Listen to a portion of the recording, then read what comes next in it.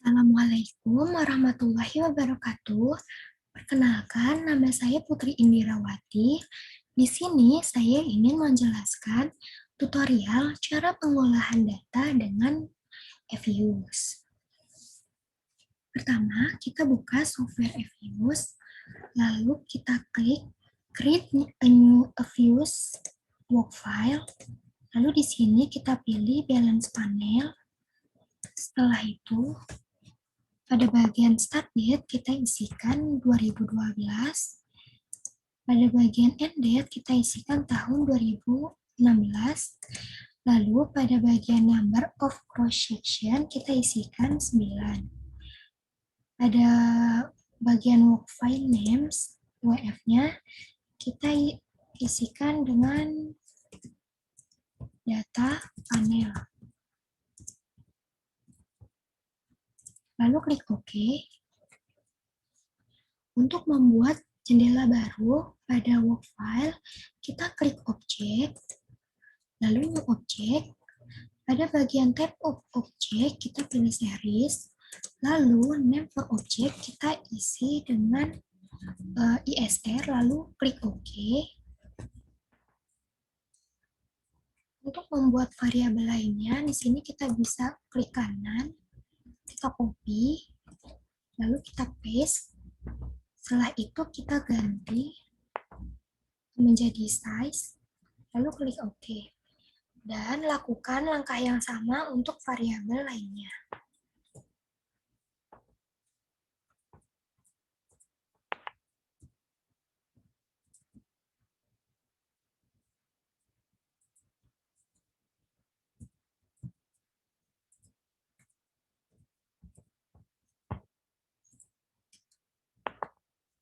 Untuk memasukkan data, kita tekan dan tahan tombol CTRL, lalu klik dengan urutan ISR, size, ROA, DAR, DPF, dan suku. Kemudian klik kanan, pilih open, lalu extrude. Setelah itu kita klik edit, lalu kita buka data Excel, kemudian kita copy. Setelah itu kita paste sini.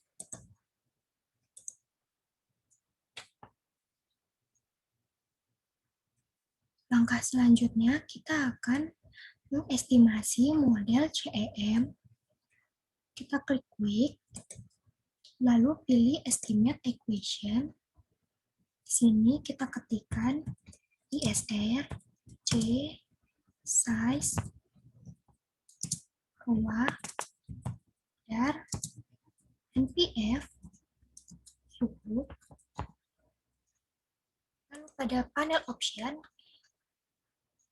pada bagian cross section kita pilih none, lalu klik OK, maka akan keluar output dari CEM.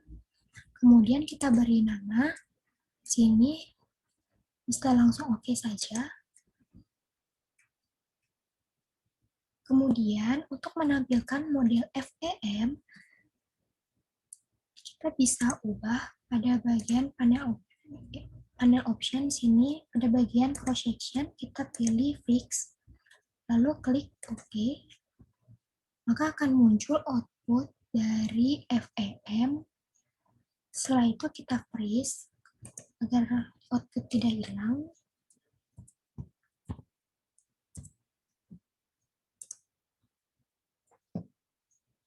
Kemudian untuk menampilkan model REM, sini bisa kita ganti saja. Pada bagian cross section kita pilih random, lalu kita klik OK, maka output dari REM keluar dan kita freeze, kita beri nama.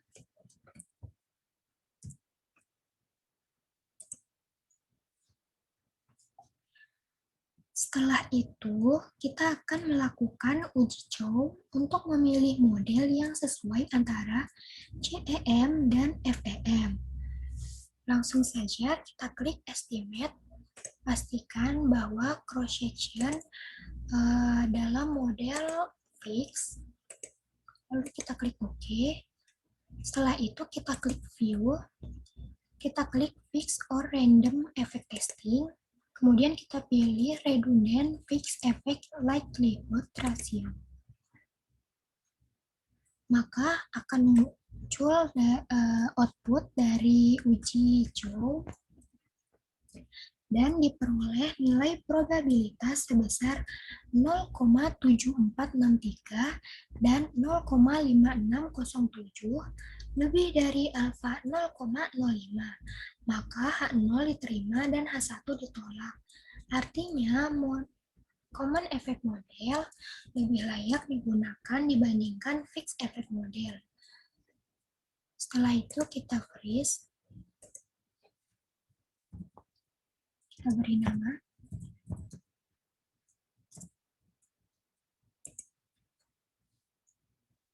Selanjutnya, kita akan membandingkan model REM dengan FEM dengan melakukan uji Hausman.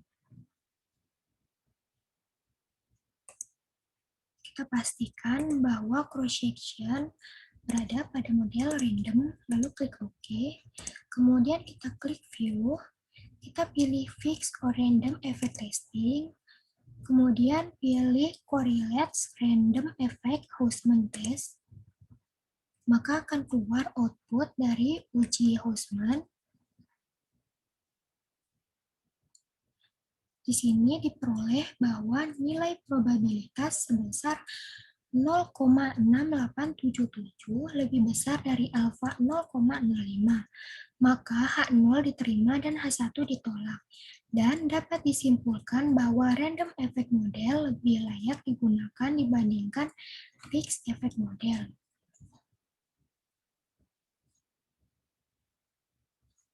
Lalu selanjutnya kita akan membandingkan model CEM dengan REM.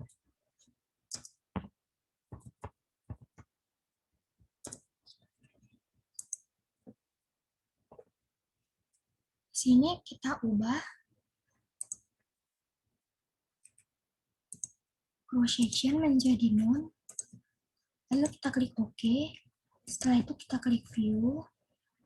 Sini klik Fix or Random Effect Testing, lalu kita pilih Omit Random Effect Lagrange Multiplier, dan keluar output dari uji Lagrange Multiplier diperoleh nilai probabilitas 0,2527 lebih besar dari alfa 0,05. Maka H0 diterima dan H1 ditolak.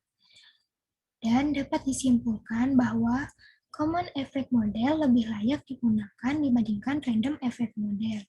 Dari ketiga uji tersebut, ditunjukkan bahwa model CEM adalah model yang paling sesuai. Maka selanjutnya dilakukan uji asumsi untuk model CEM. Uji asumsi yang pertama yaitu uji multikolinearitas.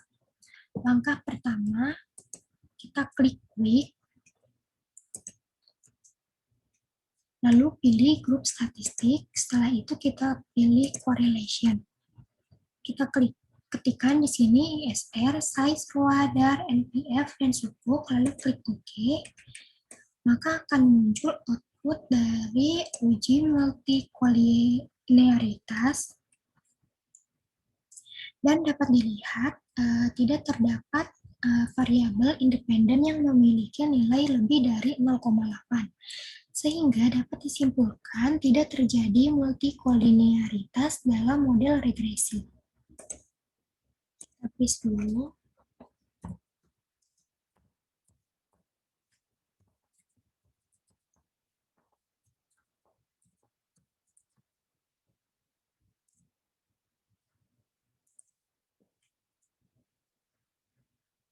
Kemudian kita akan melakukan uji heteroskedastisitas.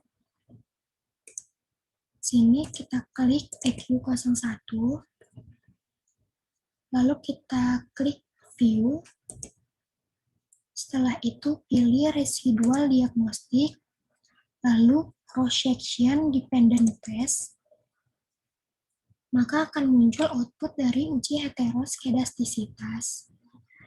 Dan dapat dilihat nilai probabilitas Ruspagan LM sebesar 0,1695 lebih besar dari alfa 0,05. Maka dengan demikian dapat disimpulkan bahwa model regresi data panel tidak terjadi heteroskedastisitas. Kita freeze.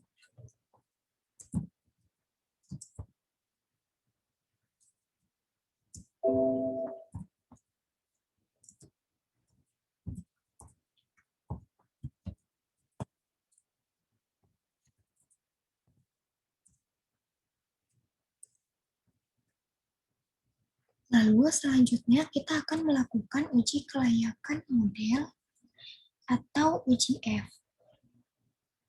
Di sini kita bisa ubah cross-section menjadi none, lalu klik OK, maka akan keluar output dari uji kelayakan model, dan di sini menunjukkan bahwa nilai F statistik sebesar 7,562400, sementara F tabel sebesar 2,45583.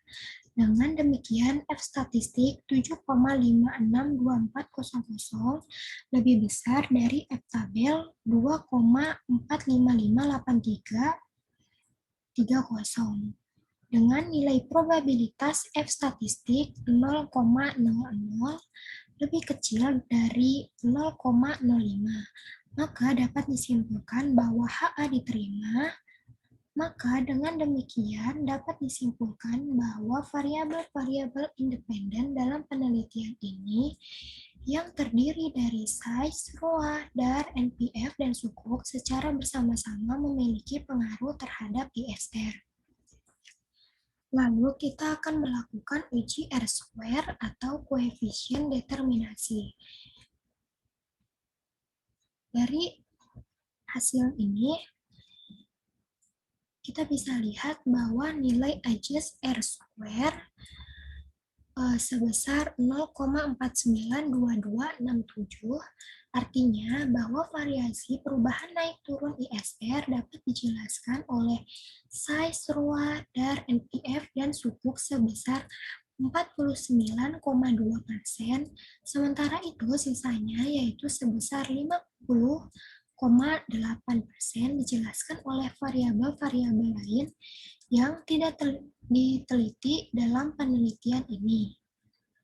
Lalu selanjutnya kita akan melakukan uji T pada data tersebut menunjukkan bahwa nilai T statistik ukuran perusahaan sebesar 5,34, sementara T tabel sebesar 2,62. Dengan demikian, T statistik size 5,34 lebih besar dari T tabel 2,62. Dan nilai probabilitas 0,00 lebih besar dari 0,05. Maka dapat disimpulkan bahwa variabel ukuran perusahaan dalam penelitian ini memiliki pengaruh terhadap pengungkapan Islamic Social Reporting atau ISR. Nilai koefisien regresi variabel size sebesar 0,069. Hal ini menggambarkan bahwa variabel size berpengaruh positif terhadap ISR. Dengan demikian, setiap kenaikan satu satuan variabel size maka akan menaikkan nilai variabel ISR sebesar 0,069. Lalu, nilai T statistik pada ROA sebesar 0,89. Sementara T tabel sebesar 2,02. Dengan demikian, T statistik ROA 0,89 lebih kecil dari T tabel 2,02 dan nilai probabilitas 0,37 lebih besar dari 0,05. Maka dapat disimpulkan bahwa variabel return on asset dalam penelitian ini tidak memiliki pengaruh terhadap pengungkapan Islamic Social Reporting atau ISR. Lalu pada nilai T statistik DAR sebesar 1,407, sementara T tabel sebesar 2,02. Dengan demikian, T statistik DAR 1,407 lebih kecil dari T tabel 2,02 dan nilai probabilitas 0,16 lebih besar dari 0,05. Maka dapat disimpulkan bahwa variabel debt to asset ratio dalam penelitian ini tidak memiliki pengaruh terhadap pengungkapan Islamic Social Reporting atau ISR. Selanjutnya, nilai T statistik NPF sebesar 2,37, sementara T tabel didapatkan nilai sebesar 2,02.